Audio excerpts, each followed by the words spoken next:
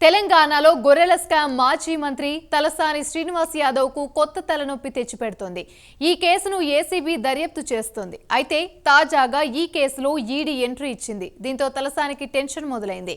ఈ క్రమంలో గత పార్లమెంట్ ఎన్నికల సమయంలో తలసానితో బీజేపీ సంప్రదింపులు జరిపింది. అయితే ఆయన సమాధానం దాటవేస్తూ వచ్చారు. ఇప్పుడు ఈడీ ఎంట్రీతో సమయం లేదు మిత్రమా, రణమా శరణమా అంటూ బీజేపీ తలసానిని టార్గెట్ చేస్తున్నట్లు తెలుస్తుంది. దీంతో ఆయన కమలతీర్థం పుచ్చుకోవడం ఖాయమనే టాక్ వినిపిస్తుంది. మరి తలసాని కాషాయం కప్పుకోవడానికి ముహూర్తం ఫిక్స్ అయినట్లేనా?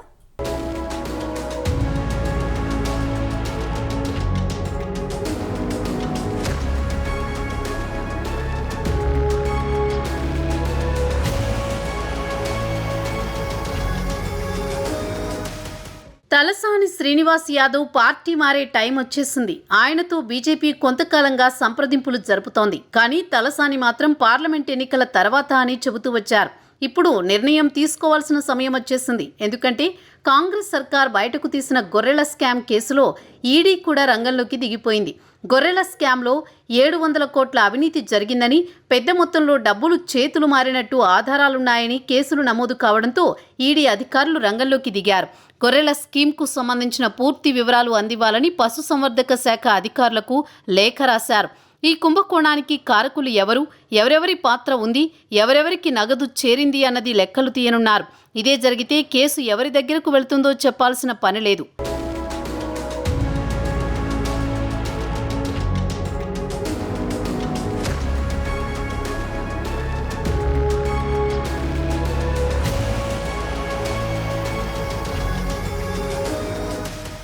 ఇప్పటికే ఏసీబీ తలసాని పిఏను అరెస్ట్ చేసింది. అసలు ఎలాంటి ఫిర్యాదులు రాకుండా తెలంగాణ పోలీసులు నమోదు చేసిన కేసులో ఈడీ వివరాలు అడిగిందంటేనే ఓ సంకేతం స్పష్టంగా కనిపిస్తోంది.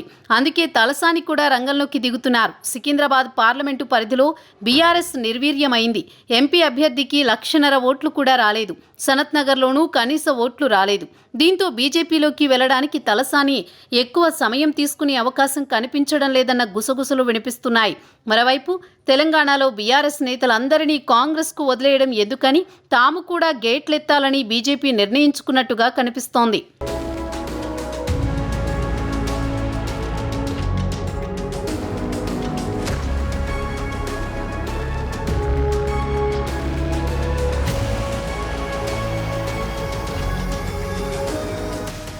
పార్లమెంట్ ఎన్నికలకు ముందు సికింద్రాబాద్ విజయం కిషన్ రెడ్డికి అత్యంత ప్రాధాన్యత కావడంతో ఆయన తలసానితో చర్చలు జరిపారని, హైకమాండ్ పెద్దలతోనూ మాట్లాడించారని గుసగుసలు వినిపించాయి.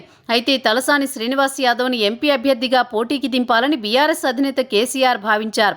అయితే సికింద్రాబాద్ పరిధిలోని అసెంబ్లీ స్థానాల్లో బీఆర్ఎస్కు 1,00,000 ఓట్లకు పైగా మెజారిటీ రావడంతో తన కుమారుణ్ణి నిలబెట్టి ఎంపీగా గెలిపించాలనుకున్నారు తలసాని. దానికి తగ్గట్టుగానే ఏర్పాట్లు చేసుకున్నారు.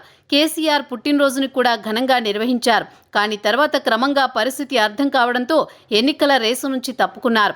హైకమాండ్ తలసానినే పోటీ చేయమని ఒత్తిడి చేసినా ఆయన అంగీకరించలేదు. చివరికి పద్మారావు అభ్యర్థిగా ఖరారు చేయాల్సి వచ్చింది.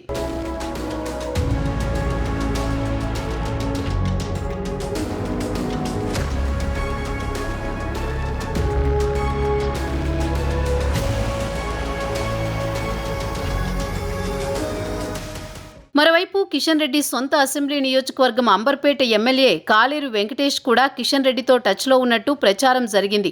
ఇటు ఖైరతాబాద్ ఎమ్మెల్యే దానం నాగేందర్ ఇప్పటికే హస్తం గూటికి చేరి సికింద్రాబాద్ నుంచి ఎంపీగా పోటీకి దిగారు.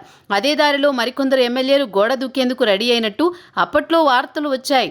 మొత్తంగా బీజేపీ కూడా కొంతమంది బీఆర్ఎస్ నేతల్ని టార్గెట్ చేసుకోవడంతో ఆ పార్టీ మరింత కుచించుకుపోనుంది. వచ్చే ఎన్నికల నాటికి రాష్ట్రంలో బలపడేలా బీజేపీ ప్లాన్ చేస్తోంది. అందుకే బీఆర్ఎస్లో పెద్ద తలకాయల్ని టార్గెట్ చేస్తూ వస్తోంది. ఈ క్రమంలోనే తలసానిపై ఫోకస్ చేసినట్టు తెలుస్తోంది. ఈడీ ఎంట్రీతో బీజేపీలో తలసాని చేరిక ఖాయమంటున్నారు రాజకీయ విశ్లేషకులు.